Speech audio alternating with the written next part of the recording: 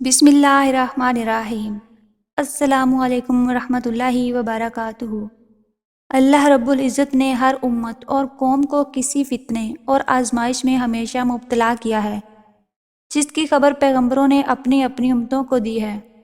امت محمدیہ صلی اللہ علیہ وآلہ وسلم کے لیے ایک بڑی آزمائش وحشی اور درندہ صفت قوم کے عروج کی شکل میں لکھ دی گئی ہے، جس کے وقوع پذیر ہونے میں کوئی شک نہیں۔ ہمارے نبی حضرت محمد صلی اللہ علیہ وآلہ وسلم نے احادیث مبارکہ میں اس فتنے کی خبر نہایت ہی وضاحت سے دی ہے۔ اس وحشی قوم کا نام یاجوج ماجوج ہے۔ یہ وہ قوم ہے جس کی پیشن گوئی نہ صرف نبی صلی اللہ علیہ وآلہ وسلم نے کی، بلکہ تورات و انجیل میں بھی اس قوم کا ذکر ملتا ہے، جس کو گوگ اینڈ میگوگ کہا گیا ہے۔ دراصل یاجوج ماجوج حضرت نوح علیہ السلام کے تیسرے بیٹے یافس کی اولاد میں سے ہے۔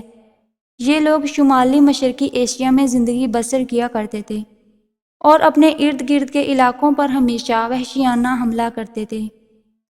ان کی آبادی چین سے مغربی ترکستان تک پھیلی ہوئی تھی۔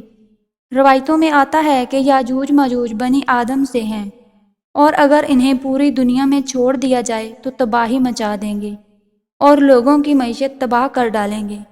ان میں سے ہر کوئی آدمی اس وقت تک نہیں مرتا جب اپنی 1000 یا اس سے زیادہ اولاد نہ دیکھ لیں۔ ان کے چہرے تہ بتہ ڈال کی طرح ہیں۔ یہ لوگ لمبے قد کے ہیں جو صنوبر کے درخت کی مانند ہیں۔ ان میں سب سے لمبا شخص 3 بالشت تک کا ہوتا ہے۔ یہ جس جاندار کے پاس سے گزرتے ہیں اسے کھا جاتے ہیں۔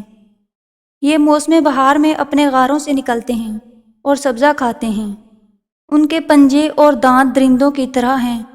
ہزاروں سال قبل اس روئے زمین پر اللہ کے ایک نیک بندے کی حکومت تھی، جنہیں ذوالقرنین کے نام سے جانا جاتا ہے۔ اللہ رب العزت نے ذوالقرنین علیہ السلام کو زمین کے ایک بڑے حصے پر بادشاہت عطا فرمائی تھی۔ آپ نے مشرق و مغرب کا سفر بھی کیا تھا۔ مورخین کے مطابق ذوالقرنین کے نام سے قرآن مجید میں جس شخص کا نام آیا ہے، دراصل وہ ایران کا عظیم بادشاہ خرش تھا، جسے سائرس اعظم بھی کہا جاتا ہے۔ جب حضرت ذوالقرنین نے شمال کا سفر کیا تو آپ کا گزر مشرقی ترکستان اور مغلستان سے ہوا۔ یہ علاقہ 2 پہاڑوں کے بیچ آباد تھا، اور پہاڑ کے اس پار یاجوج ماجوج رہا کرتے تھے۔ ان لوگوں نے ذوالقرنین علیہ السلام سے یاجوج ماجوج کے فتنے کی شکایت کی اور کہا کہ یہ قوم بار بار ان علاقوں میں حملہ کر کے فساد پھیلاتے ہیں۔ لہٰذا حضرت ذوالقرنین علیہ السلام نے اس سرکش قوم کی یلغار سے حفاظت کی خاطر ان 2 پہاڑوں کے درمیان ایک مضبوط دیوار تعمیر کروائی، جو لوہے اور پگھلے ہوئے تانبے سے بنائی گئی۔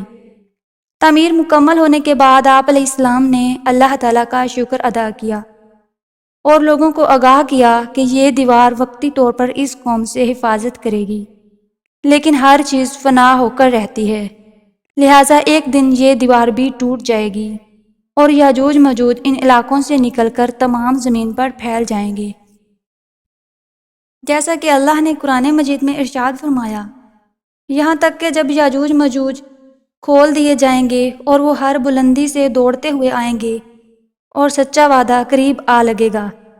حضرت ابو ہریرہ سے روایت ہے کہ رسول اللہ صلی اللہ علیہ وآلہ وسلم نے فرمایا، پھر وہ دیوار توڑ کر لوگوں پر آ نکلیں گے، سارا پانی پی جائیں گے، لوگ قلعہ بند ہو جائیں گے، وہ ہر ٹیلے سے بھاگتے ہوئے آئیں گے، ان کے اگلے افراد بحریہ تبریہ سے گزریں گے تو اس کا سارا پانی پی جائیں گے، اور ان کے آخری افراد وہاں سے گزریں گے تو کہیں گے کہ کبھی یہاں پانی ہوا کرتا تھا، اور حضرت عیسیٰ علیہ السلام اور ان کے ساتھی محصور ہو جائیں گے۔ وہ اپنے تیر آسمان کی طرف پھینکیں گے، جنہیں اللہ تعالیٰ خون لگا کر نیچے بھیجے گا، تو وہ کہیں گے کہ ہم نے آسمان والوں پر بھی غلبہ پا لیا ہے، جس طرح ہم اہل زمین پر غالب ہیں۔ اور ایک روایت یہ بھی ہے کہ بے شک یاجوج ماجوج روزانہ دیوار توڑتے رہتے ہیں۔ جب وہ مکمل ٹوٹنے کے قریب ہوتی ہے تو انہیں سورج کی شعاعیں نظر آتی ہیں۔ اتنے میں ان کا بڑا کہتا ہے، چلو باقی کی کل توڑیں گے، تو اگلے دن اللہ تعالیٰ اس دیوار کو پہلے سے بھی زیادہ مضبوط کر دیتا ہے۔